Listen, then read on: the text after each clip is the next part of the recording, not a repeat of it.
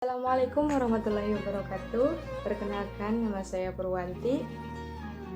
Saya kuliah di Institut Agama Islam Darussalam Ciamis, Fakultas Tarbiyah, Prodi PAI, kelas 4C. Mengerjakan video untuk memenuhi salah satu tugas mata kuliah Media dan Desain Pembelajaran Akidah Akhlak.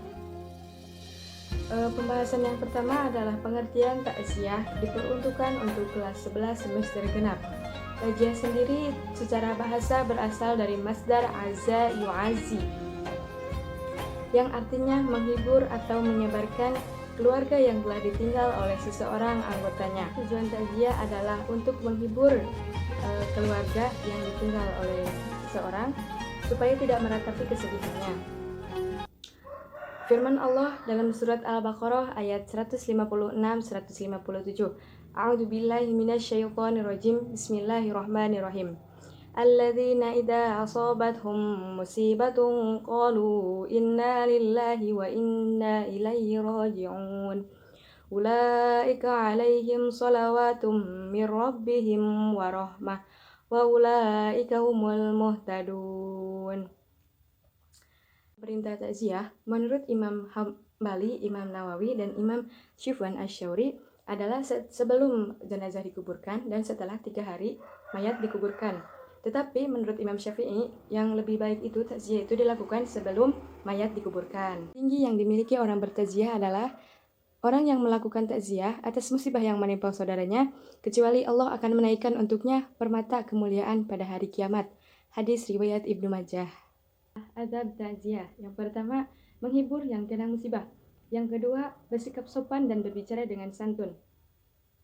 Jangan kalian kalau bertakziah itu berpenampilan yang menebar aurat gitu ya. Harus sopan berbicaranya, menghiburnya juga jangan selamat ya, keluarga kamu udah mati gitu, jangan begitu.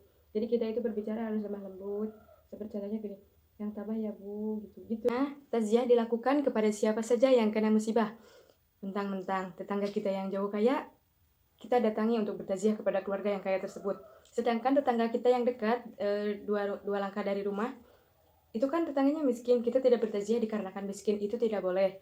Jadi kalau ada orang yang kena musibah, siapapun itu, bagaimanapun statusnya dia, kita harus bertakziah kepada orang yang kena musibah tersebut. Yang selanjutnya, ketika kita bertakziah, disunahkan membawa makanan diperuntukkan bagi keluarga yang kena musibah.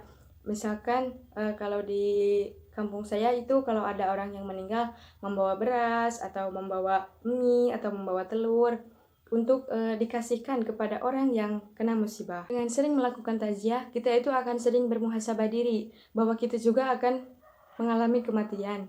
Meringankan beban tuan rumah. Tuan rumah di sini adalah orang yang kena musibah. Selanjutnya adalah kita itu harus berharapnya kepada Allah, bukan kepada manusia, dan kita itu harus dituntut sabar diri supaya ridho atas ketentuan dari Allah Subhanahu wa Ta'ala.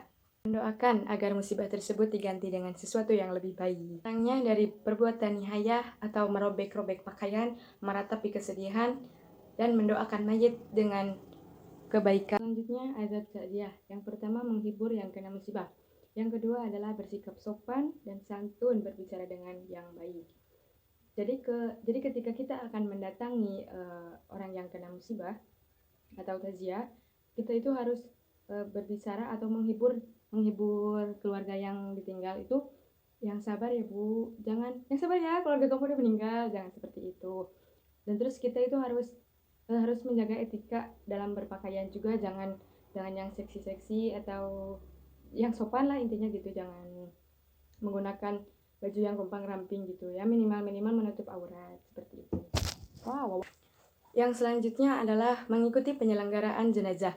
Jadi ketika kita bertakziah itu sebaiknya mengikuti dari pertama dimandikan, dikafani, disolatkan, dan dikuburkan. Itu akan lebih baik ketika kita bertakziah.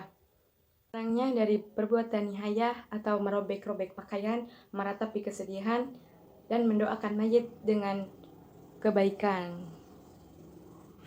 Melarangnya dari berbuat nihayah, meratapi, atau bersedih kepanjangan sehingga merobek-robek pakaian dari orang yang ditimpa musibah, dan mendoakan mayit dengan kebaikan. Cukup sekian materi tentang takziah yang dapat saya sampaikan. Mohon maaf bila banyak kekurangan. Wabillahi taufiq wal hidayah. Wassalamualaikum warahmatullahi wabarakatuh.